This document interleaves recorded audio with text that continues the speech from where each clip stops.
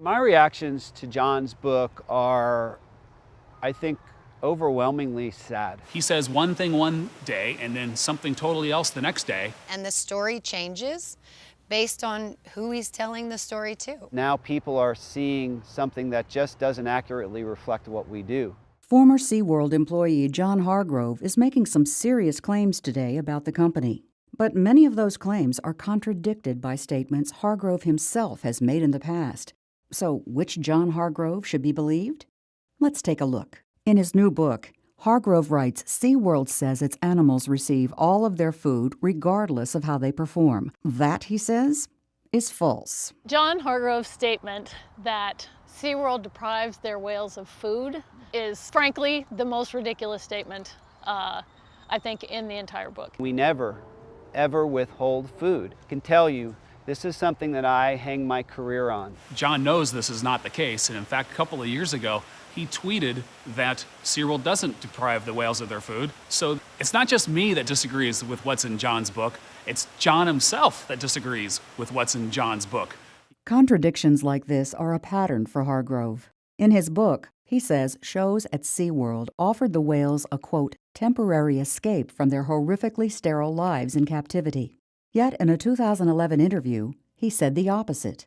Trainers, he said, quote, vary their days with their animals, ensuring that they would be stimulated throughout the day. It's kind of strange now to listen to John be critical of and say the things he says today, which within a couple of years ago he was saying something completely different.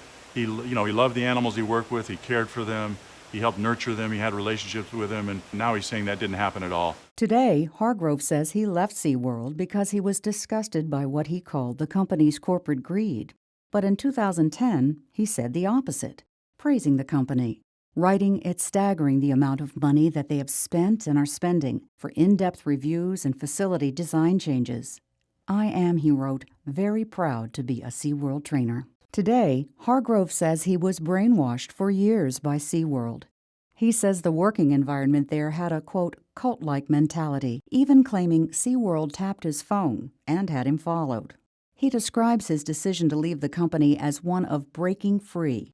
His former colleagues and supervisors, however, tell a very different story. In April of 2012, there was a night I received a phone call at probably 10:30 at night where John was telling me that he and another trainer the day before in the morning had basically violated a major safety protocol. I only know the story because it was told to me by John.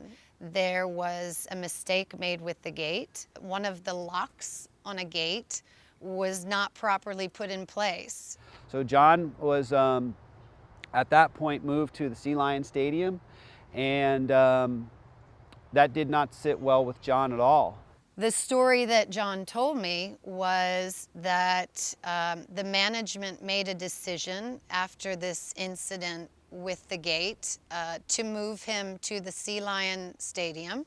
And he said, in his words, that day I left work and I never came back. In my opinion, John didn't come back because he wasn't permitted to work with killer whales anymore. And that's not really in the book, but that's a big, big part of the story. It was a choice of his to leave SeaWorld. Perhaps not for the reasons that he's put in his book. He was a killer whale trainer. This is what he loved. This is what he lived for. This is what he was good at. And in his mind, SeaWorld took that away from him. In his mind, we wronged him. With all his contradictory statements, for many people, knowing which John Hargrove to believe can be a challenge. To see him say things that are so contradictory to his passion, what he was so driven to do, it's hard for me to see that. It's hard for me to see my good friend talk about things that I don't even know who that person is. To find out the facts about SeaWorld for yourself, go to AskSeaWorld.com.